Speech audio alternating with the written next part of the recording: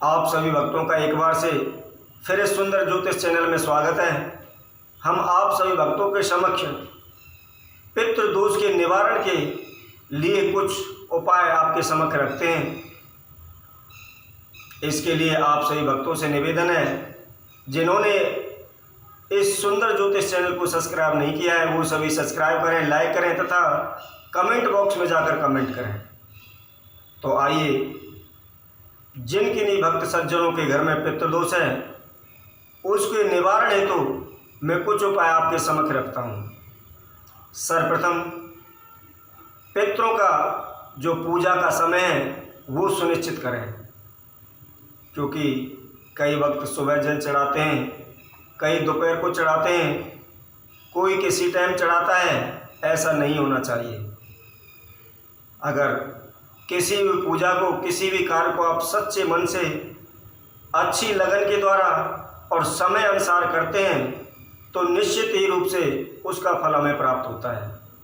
कई भगत कहते हैं कि हमने पितृ गायत्री जाप कराए हैं, नारायण बलि कराई है, तर्पण आदि भी कराए हैं, फिर भी हमारे घर से पितृदोष दूर नहीं होता।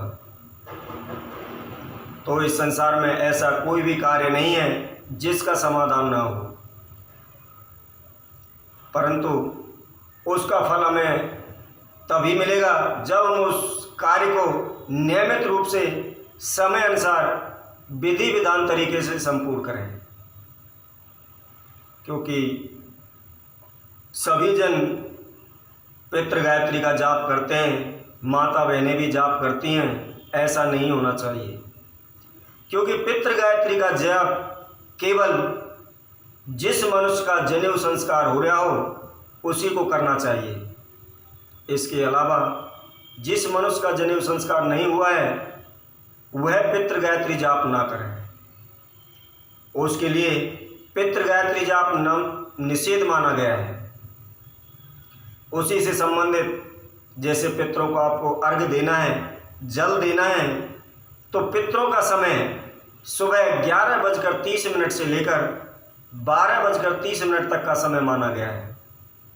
अगर कोई भी सज्जन, कोई भी भक्त इस समय को निर्धारित समय पर ही पितरों को अर्घ्य देगा, जल देगा, तो निश्चित ही रूप से उनके पितृ तृप्त हो जाएंगे और उनके द्वारा दी गई पूजा पितरों को संपूर्ण रूप से प्राप्त होगी। इसलिए आप समय को विशेष ध्यान में रखते हुए समय अनुसार ही उस पूजा को करें। तथा कई लोग अपने घरों के अंदर अपने पितरों के, अपने पूर्वजों की तस्वीर दीवारों पर लगा कर रखते हैं। उनकी कोई निश्चित दिशा नहीं होती, उनकी कोई निश्चित संख्या नहीं होती, तो उससे भी हमारे घर में नकारात्मक ऊर्जा प्रकट होती है, जिससे हमारे घर में अनेकों प्रकार की समस्याएं आने लगती हैं। घर में अशांति का माहौल बन जाता है, तनाव होने लगता है, मानसिक परेशानी होने लगती है तथा घर के अंदर मन नहीं लगता। तो उसी सभी भक्तों के लिए मैं यह बता दूं कि घर के अंदर केवल हमारे पूर्वज या पितरों की एक ही तस्वीर होनी चाहिए। एक से अधिक तस्वीर होने से हमारे घर में उच्चाटन पैदा होती है, नकारात्मक ऊर्जा उत्पन्न होती है। तथा हमेशा घर के अंदर अपने पूर्वजों की तस्वीर, पितरों की तस्वीर उत्तर दिशा की दीवार पर लगाएं, ताकि उस तस्वीर का मुख दक्षिण दिशा की ओर हो।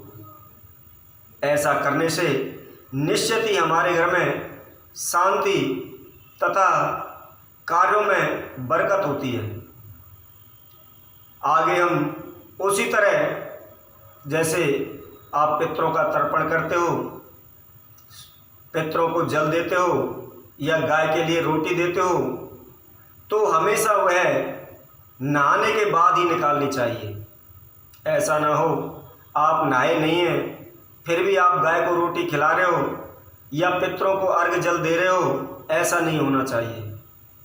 पितरों को हमेशा अन्य कोई भी पूजा पाठ आप करते हो, सर्वप्रथम आप स्नान करें, स्नान के बाद शुद्ध हों, शुद्ध होने के पश्चात आप अपने पितरों को जल अर्घ आदि दें तथा अमावस वाले दिन पितृपक्ष में तर्पण करते समय लोटे के जल के अंदर काले तिल, जौ, पुष्प, दूध और कुशा आदि डालकर ही तर्पण करना चाहिए।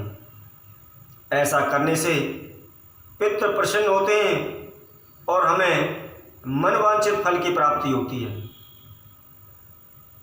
इसी तरह पितृ शांति के लिए, पितरों के उद्धार के लिए तथा अपनी मनोकामनाओं को प्राप्त करने के लिए अनेकों प्रकार के पितरों के उपाय हैं।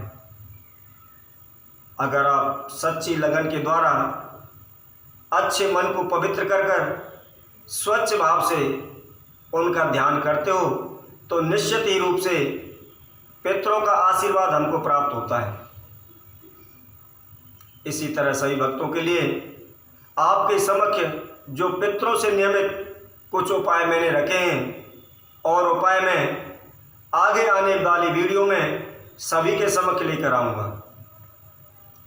तो सभी भक्तों से अनुरोध है कि आप इस वीडियो को शुरू से एंड तक पूरी अवश्य देखा करें ताकि आपके पास हमारे द्वारा दी गई जानकारी संपूर्ण प्राप्त हो सके और उसका फल आप विधि विधान पूर्वक संपूर्ण रूप से पूरी क्रिया करने के पश्चात आप उसमें सफल हो सकें।